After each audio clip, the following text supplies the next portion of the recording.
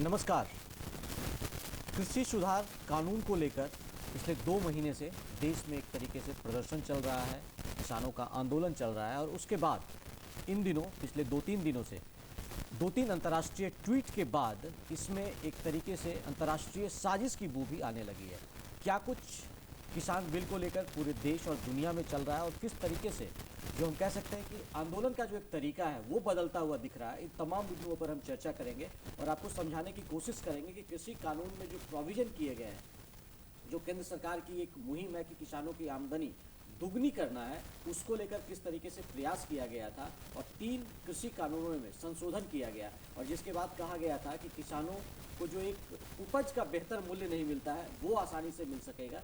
इन तमाम तरह के प्रावधान किए गए थे और उसके बाद से कुछ इलाके के जो हम कह सकते हैं पंजाब, हरियाणा और दूसरे इलाके के कुछ किसान इसके विरोध में खड़े हुए और उसके बाद लगभग अब हम कह सकते हैं 80 दिनों तक ये आंदोलन अब जारी है और उसके बाद उस आंदोलन का एक नया रूप देखने को मिल रहा है। हमारे साथ स्टूडियो में वरिष्ठ पत्रकार विनय कुमार जी हैं, आपका बहुत बहुत स्वागत है। नमस्कार। तो विनय जी से हम चर्चा करेंगे और जानने की कोशिश करेंगे कि ये जो अंतर्राष्ट्रीय ट्वीट आए हैं उसके बाद जिस तरीके से एक तरीके से हम कह सकते हैं कि सेलिब्रिटीज जो हैं वो इसमें कूदे हैं। तो कुछ सेलिब्रिटीज जो दुनिया के हैं वो कुछ निगेटिव ट्वीट किए थे, उसके बाद भारत के बड़े बड़े सेलिब्रिटीज ने उसका प्रतिकार किया और इस तरीके से ये दिखाने का प्रयास भी किया गया कि देश में एक एकता है और देश के मामले में किसी अंतर्राष्ट्रीय लोगों की बोलने की कोई ज़रूरत नहीं है। इन तमाम मुद्दों पर हम चर्चा करेंगे, लेकिन सबसे पहले विनय जी से हम समझने की कोशिश करते हैं कि आखिर ये जो अंतर्राष्ट्रीय ट्वीट किया गया है इसका क्या अंतर्राष्ट्रीय साजिश के रूप में से देखना चाहिए विनय जी? निश्चित रूप से जिस तरह से ये घटनाएं हो रही हैं और जिस तरह से उसका खालिस्तानी कनेक्शन सामने आ रहा है तो निश्चित रूप से ये अंतर्राष्ट्रीय षड्यंत्र माना जाएगा। और इसमें जो लोग हैं और ख़ास करके जिस तरह से सचिन तेंदुलकर ने, जो कि हम क्रिकेट के भगवान कहते हैं, उन्होंने जिस तरह से ट्वीट किया और कहा कि हमारे देश के आंतरिक मुद्दे में दूसरे लोगों को ट्वीट करने का अधिकार नहीं, तो एकदम से सही उन्होंने कहा और एक महान देशभक्त के नाते। और चूंकि ये भारत की भूमि देशभक्तों की भूमि है, आपको याद होगा वो 1936 में भी जब जर्मनी में ध्यानचंद कैप्टन थे इंडिया के और उनको फील्ड मार्शल बनाने का प्रलोभन दिया था, जबकि ये सिर्फ सिपाही थे, तो ध्यानचंद ने रिफ्यूज कर दिया। उन्होंने कहा कि मैं भारत की सेवा करूंगा, मैं भारत में ही उस समय वो लांस नायक थे, तो लांस नायक हूं तो मुझे उसकी चिंता नहीं, जबकि उन्होंने हिटलर ने फील्ड मार्शल बनाने का। तो ये देश बड़ा देशभक्त देश है, भारत एक देशभक्त देश है। तो यहाँ ऐसे लोग का दाल नहीं करने वाला है जो खालिस्तानी हैं या जो देश को तोड़ने की ताकत रखते हैं या जो देश को तोड़ने का प्रयास करते हैं।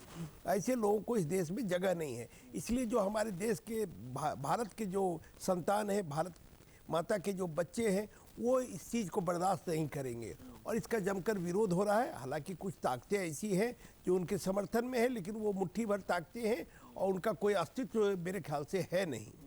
तो ये क्या विनय जी लगता है कि भारत की जो दुनिया में एक छवि बनी है आज के डेट में, जो विश्व गुरु जो हम पहले कहलाते थे, और उस राह पर जो हमारी एक छवि बन रही है, क्या अंतर्राष्ट्रीय ट्वीट के जरिए इस तरह की छवि को एक तरीके से तोड़ने की कोशिश हो रही है? नहीं, देखिए है क्या कि इसको आगे समझने की आवश्यकता है।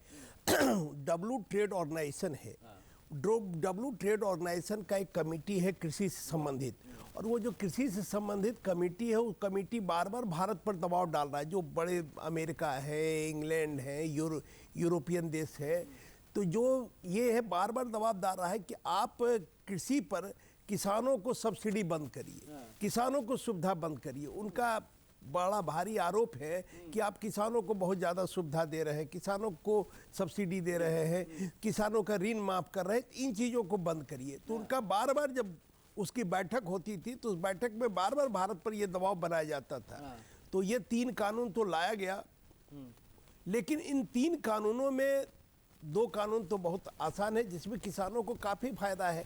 एक इसमें जो है कि आप ज़्यादा अनाज नहीं कर सकते हैं, जमा मैंने पहले जमा नहीं कर सकते थे, तो उस कानून में परिवर्तन किया गया, आपका जमा अनाज कर सकते हैं, लेकिन आप जहां बेचना चाहें वहां बेच सकते हैं। तो खुला बाजार है, किसान जहां चाहे बेच सकते हैं। आप कहीं कोई पाबंदी नहीं कि हम इसके घर में बेचें, तो हम अपने पसंद के लोगों के पास बेचेंगे और किसान को सीधा लाभ होगा। लेकिन चूंकि कुछ ताकतें हैं गुमराह करने का प्रयास कर रहे, तो ताकतें किसानों को गुमराह करने का प्रयास कर रही है और वो उसको गलत दिशा में ले जाने का प्रयास कर रही है, क्योंकि राजनीतिक फायदे के लिए। अब आप देखिए, टिकैत साहब का एक बयान आया कि भाई हमारे मन से कोई मोदी के विरोध में आप नहीं बोल सकते। हाँ, तो बहुत अच्छा कदम हम मानते हैं। प्रधानमंत्री तो देश के हैं, वो किसी पार्टी के नहीं है। 5 साल के लिए चुन के भेजा है और जनता ने उनको मैंडेट दिया है, जनता ने उनको समर्थन दिया है और वो देश के विकास के लिए काम कर रहे हैं। जो भी योजनाएं हैं, अगर आप उनकी सारी योजनाओं को देखेंगे तो गरीबों के कल्याण के लिए, गरीबों के उत्थान के लिए, चाहे वो LPG कनेक्शन देने का योजना हो, गरीबी रेखा से नीचे लोगों को अन्न देने का योजना हो, या कोरोना काल में जो अन्न दिया गया, मुफ्त में अनाज दिया गया कि हमारे देश में एक भी आदमी भूखमरी से नहीं मर सकता है। तो जो कल्याणकारी योजनाएं हैं, तो जो बाहरी ताकतें हैं वो उसको लगता है कि भारत इतना मजबूत हो रहा है, इतना समृद्ध हो रहा है।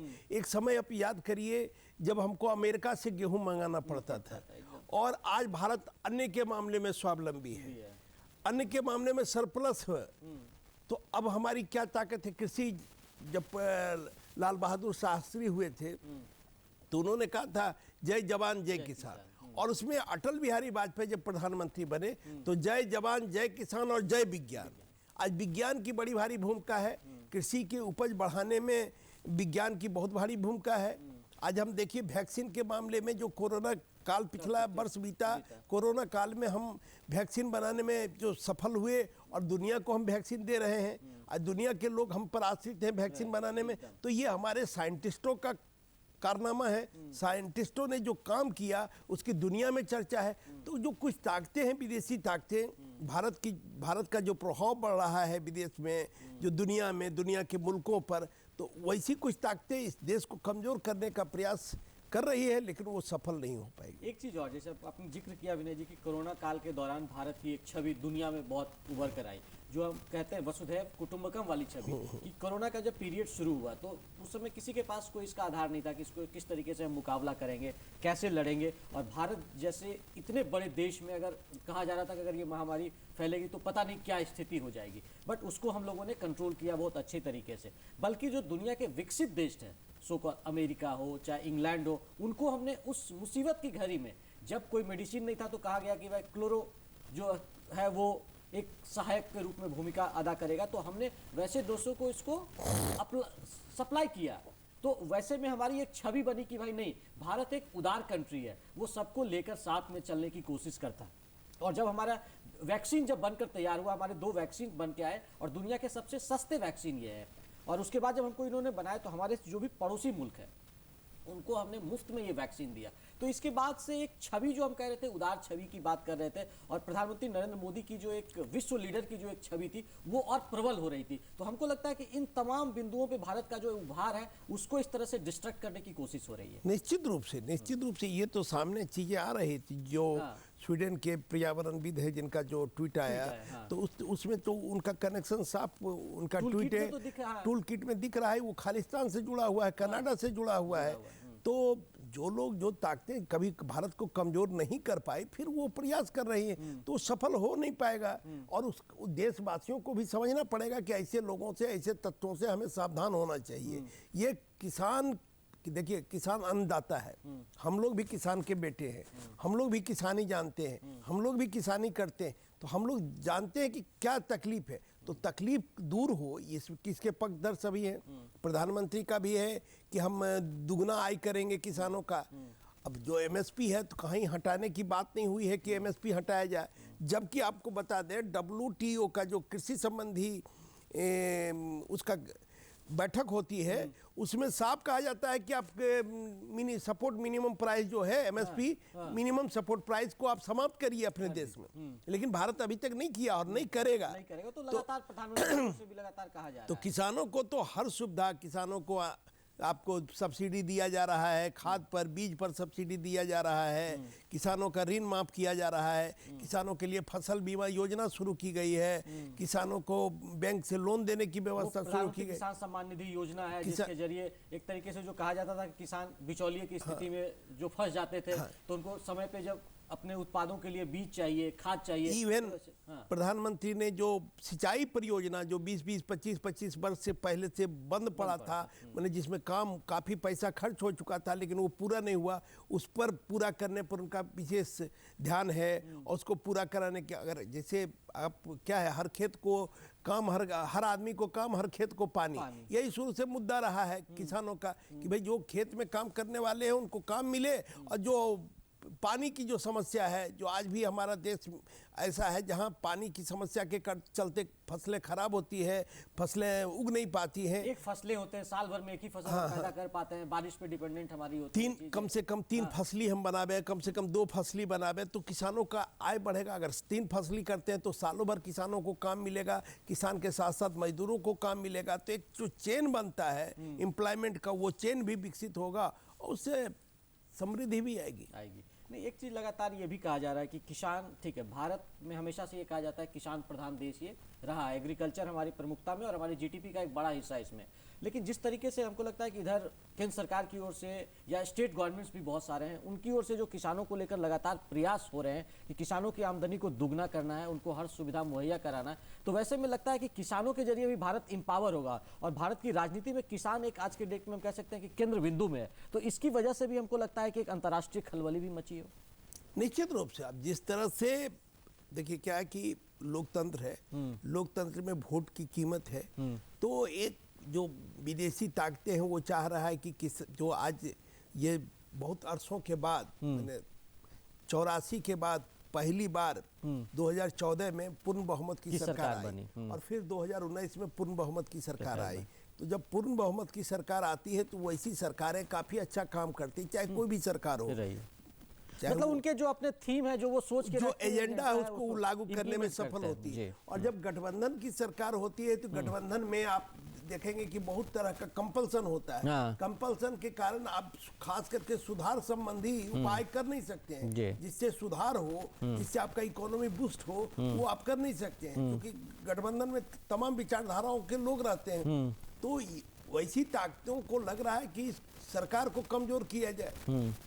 लोकतंत्र है तो कुछ जनता को भड़काया जाए, किसान के बहाने ही भड़काया जाए। अब अगर आप उत्तर प्रदेश को देखेंगे तो जो जाट बहुल इलाका है तो 44 सीटों पर जाट का बाहुल्य, 44 विधानसभा सीटों पर, और 44 में करीब 35-36 सीट पिछले विधानसभा चुनाव में बीजेपी जीतने में सफल, 37 सीट के आसपास।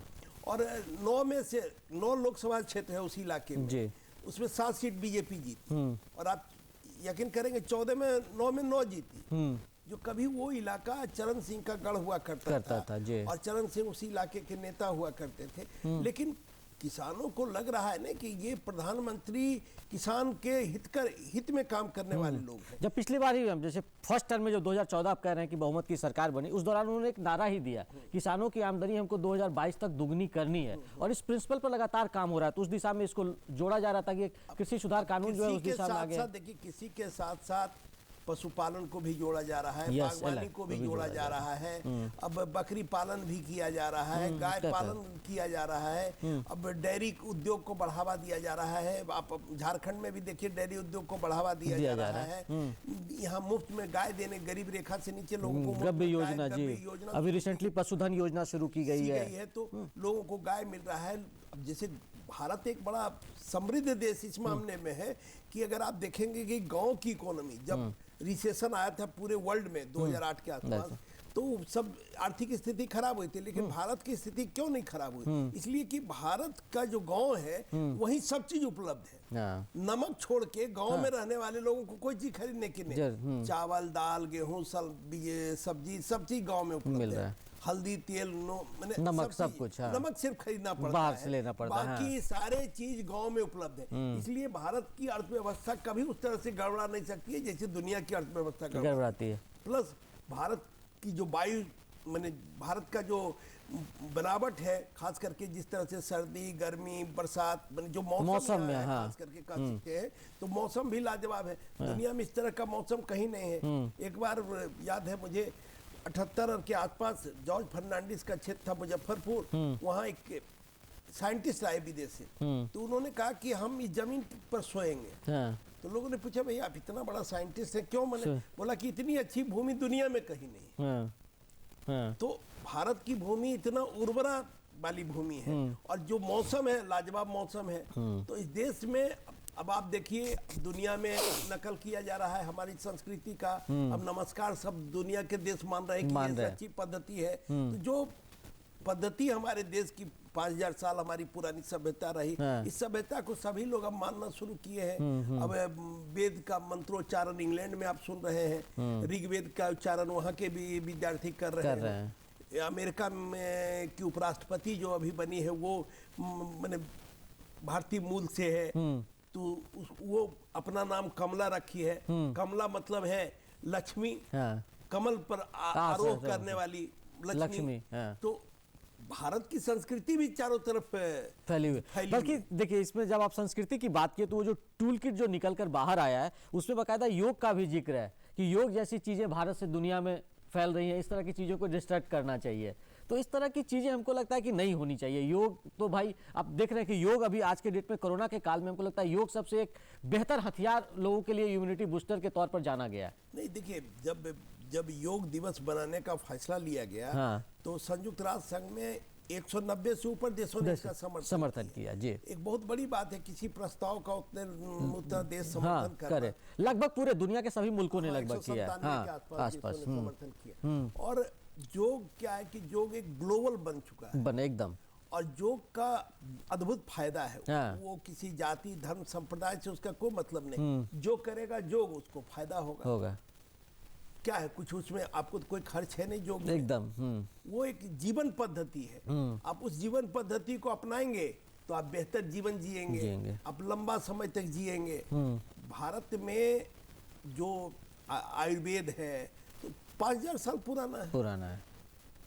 अब जीवन पद्धति के बारे में अब जैसे सुश्रुत वगैरह सारे लोग जो है बहुत पुराने रहे हैं और काफी उनका नाम रहा आयुर्वेद में रहा है। तो इसलिए भारत की जो संस्कृति है उस संस्कृति को तोड़ना बड़ा मुश्किल। और एक चीज कहा जाता है कि भारत का जो लोकतंत्र भी है वो मजबूत लोकतंत्र है, और जिस तरीके से अभी जो आंदोलन का स्वरूप बदला और उसके बाद 26 जनवरी को जो नहीं होना चाहिए था वो घटित हो गया, लाल किले तक विद्रोही पहुंच गए और जिस तरह से उपद्रवियों ने वहां पे उस दिन किया, तो हमको लगता है कि या आपका व्यक्तिगत विचार ये मेरा हो सकता है, बट जिस तरीके से एक तरीके से विरोध किसान आंदोलन जो चल रहा था उसको एक नए डायमेंशन देने की कोशिश उस आंदोलन के जरिए हुई, और जो टूल किट अभी बाहर निकल कर आया है उससे लगता है कि ये प्लानिंग पहले से चल रही थी। देखिए निश्चित रूप से भाई भारतीय तिरंगे का सम्मान सभी करते हैं। और अगर जो तिरंगे का अपमान करे तो वो तो देशद्रोही होगा, देशभक्त तो हो नहीं सकता है। देश की आजादी के लिए लाखों लोगों ने कुर्बानियां दी और तब देश आजाद हुआ। किसी एक आदमी की कुर्बानी से हुआ नहीं,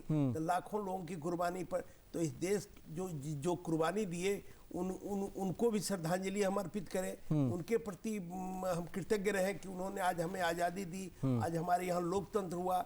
अब लोकतंत्र की खूबसूरती आप जैसे अमेरिका जैसे देश में देख रहे होंगे कि राष्ट्रपति को चुनाव हारने के बाद हटाने के लिए क्या क्या करना पड़ा, हाउस पर करना पड़ा लोगों को, और किस तरह का विद्रोह और किस तरह का, जिसके कहा जाता है कि सबसे पुराना लोकतंत्र। नहीं सबसे पुराना मानते हैं सबसे तो पुराना दुनिया में सबसे लोकतंत्र का पाठ हम लोग वैशाली में पढ़ा है, बिहार ने पढ़ाया है। तो वैशाली का सबसे दुनिया का। लेकिन आप भारत में देखिए अटल बिहारी वाजपेयी की सरकार एक वोट से हारी, एकदम सत्ता का हस्तांतरण होता है, चुनाव होता है, फिर से चुनाव में जो जीते हुए सरकार उनकी बनती है।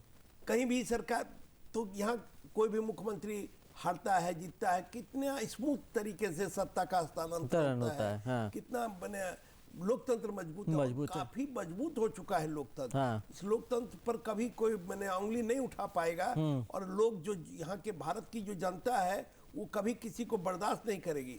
आप देखिए ना आपातकाल लागू हुआ था, कितने लोगों ने विरोध किया, आपातकाल हटाना पड़ा, देश में फिर नई आजादी आई एकदम, तो किसी ने उसको समर्थन नहीं किया। आज भी कोई किसी को हिम्मत नहीं कि आपातकाल का समर्थन कर सकता है। तो चूंकि यहाँ काफी नीचे तक डीप रूटेड कहिए लोकतंत्र चला गया है। पंचायत का चुनाव हो रहा है, वार्ड का चुनाव हो रहा है, तो वार्ड का चुनाव, पंचायत का चुनाव, मोहल्ले का जनप्रतिनिधि आपका है, जिला परिषद के अध्यक्ष का चुनाव, तो डेमोक्रेसी काफी। और इसमें राजीव गांधी ने उस समय लाया था कि भाई ये पंचायती राज व्यवस्था, yes, पंचायती राज व्यवस्था व्यवस्था को, क्योंकि गांव तक गया और गांव तक लोकतंत्र सत्ता पहुंचा। का विकेंद्रीकरण का जो फॉर्मूला था उसको इंप्लीमेंट किया गया और वो अच्छी तरीके से आज के डेट में चल और रहा आप है। देखिए कश्मीर में जिस तरह से टर्न आउट हुआ वो आश्चर्यजनक है। तो ये किसान बहुत ही समझदार कौम है और किसान के बच्चे तो डॉक्टर, इंजीनियर, अफसर, सेना में सारे लोग हैं।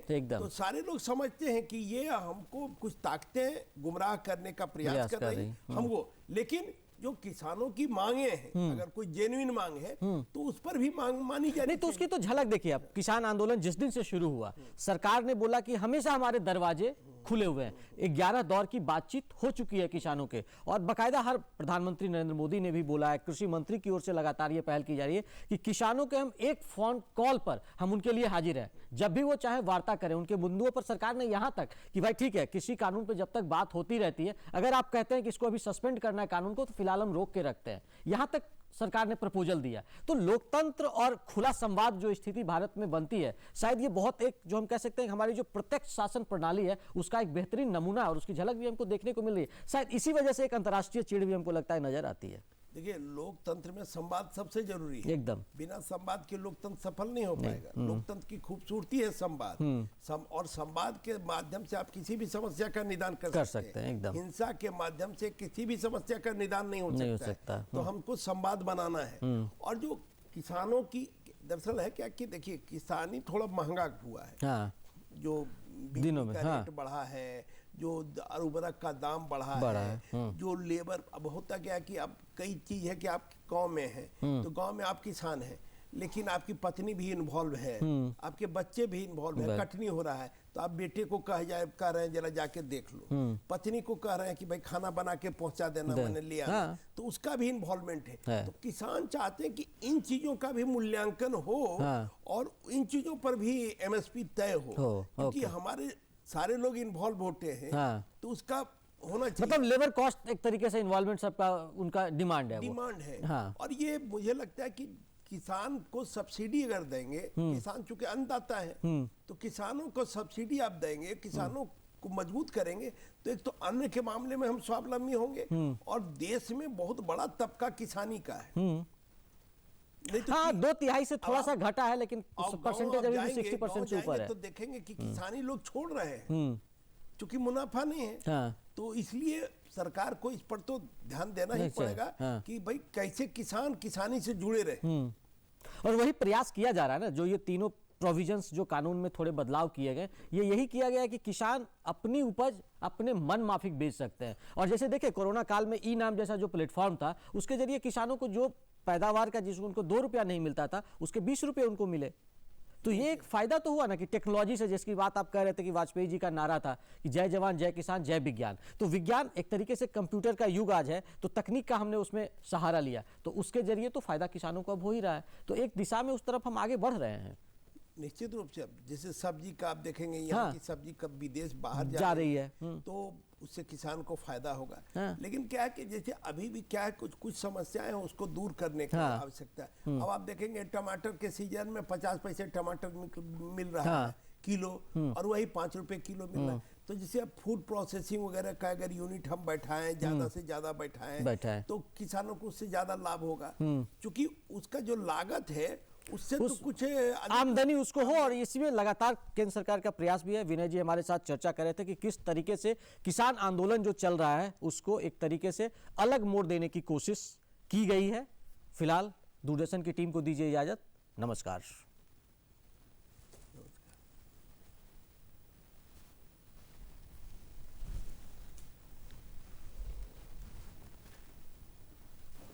ठीक है।